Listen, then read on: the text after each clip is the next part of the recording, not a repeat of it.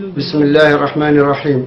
إلى شعبنا المسلم في الجزائر، لقد تابعنا بحزن وألم عميق مدى تعاطي المخزي لنظام الجنرالات والعصابة الحاكمة مع قضية نائب القنصل المختطف، وكيف كان مآله بعد تعنت الجنرالات.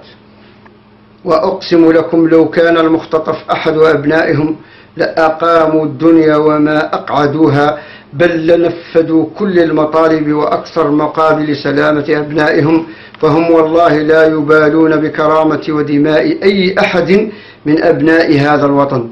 ولقد علم نائب القنصل باستهتار الجنرالات بالشعب الجزائري، فلجأ وناشد هذا الشعب الأبي الذي لم يبخل بتقديم دمائه وفلذات أكباده في سبيل رفع الظلم وتحرير بلادنا. فلم ولن ننسى ما قدمه شعبنا في ثورة التحرير أول نوفمبر 54 وانتفاضة 5 أكتوبر 88. إلى وقتاش نبقى رقابنا تحت يد الجنرالات؟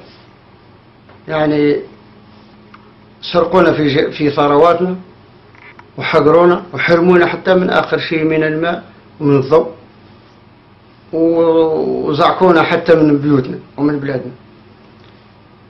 إلى متى هذا؟ ويذبحوا فينا مثل الشير، وما عندناش قيمة قاع بالنسبة للشعوب هذه المجاورة كموريتانيا وكغيرها. يعني عندهم غيرة وعندهم حماس على أولادهم ينقذهم، ونحن اليوم ما يهمهم يعني أمرنا وحالنا. الشعب قهرونا في حياتنا وفي بلادنا، ودونا رزاقنا، ودونا يعني ما خلوا لنا شيء، والمعاملة يعني السيئة والحقرة. والآن واش بقى لنا؟